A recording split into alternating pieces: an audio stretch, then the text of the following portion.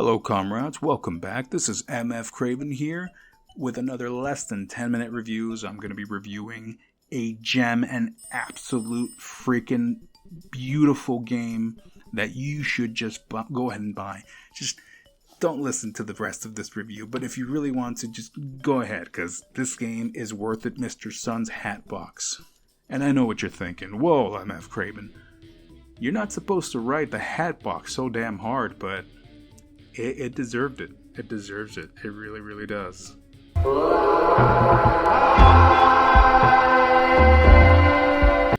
What happens when you take a platformer, base building, stealth, roguelike, and add cute 8-bit pixel graphics? You get possibly one of the best games ever made. Mr. Sun's Hatbox. Holy hell, guys, I'm not joking when I say this is quite literally, it combines all my favorite parts of niche indie games and meshes it into one big fun mess. Did you ever want to play Spelunky and Metal Gear Solid 5 space building? Yeah, it's that and more. If you're here for the review and wanted to know whether or not you should get it, it's a definite must, and in my opinion, a strong contender for my game of the year.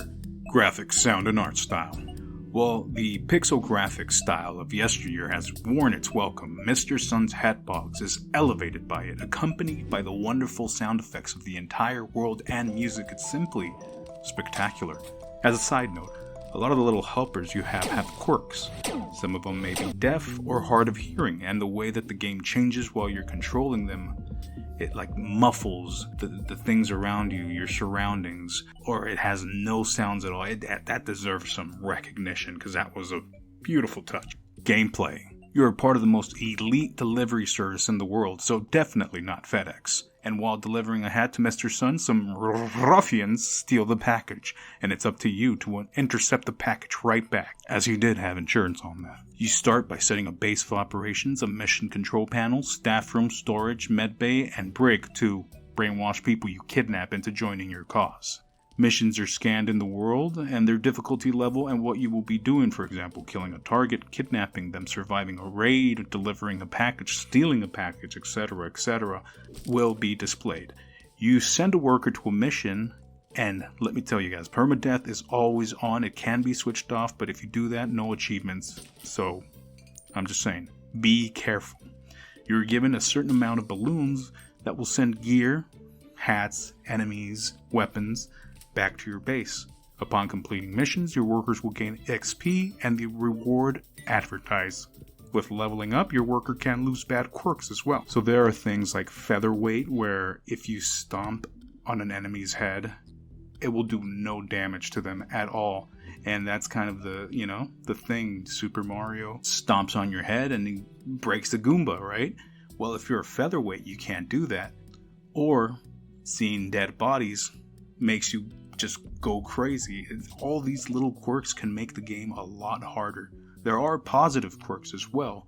Like my favorite one is the Necromancer. When you die, you become a skull. But I'm getting sidetracked. The ultimate objective is to get Mr. Sun's hat back by any means necessary. That will mean later on opening up a black market, building research facilities, building facilities, among other great helps. Eventually, you will even be able to build a lab that can add and take quirks away from your workers. Price, $14.99 USD. How many hours estimated? Alright, I'm about maybe 3/5 done with the story, what I believe, and I'm 8 hours in.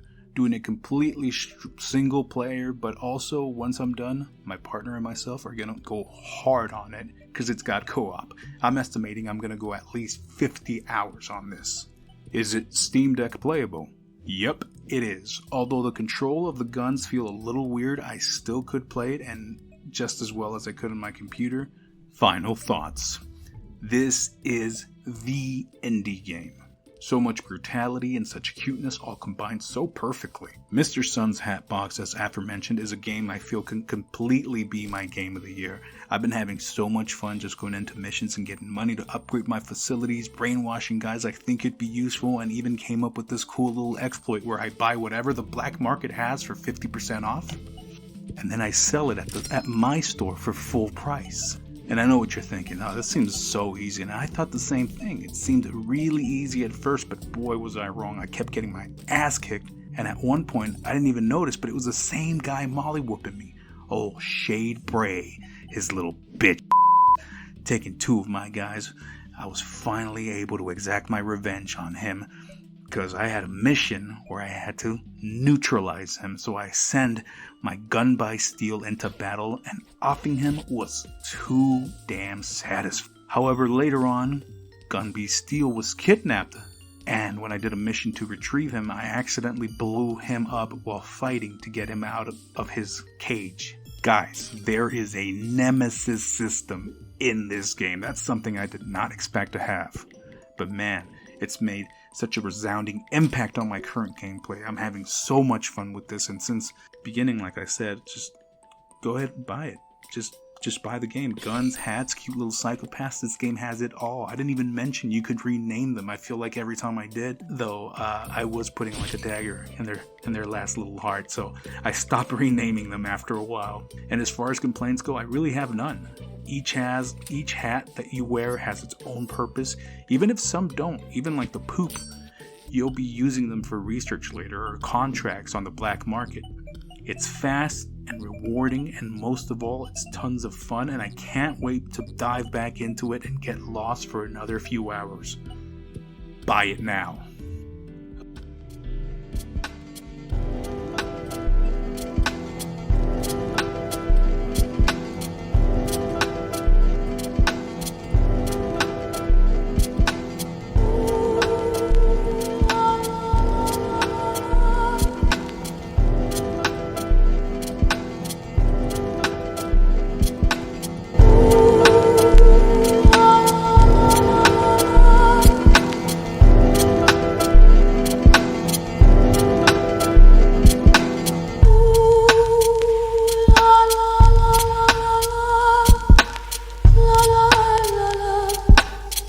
la la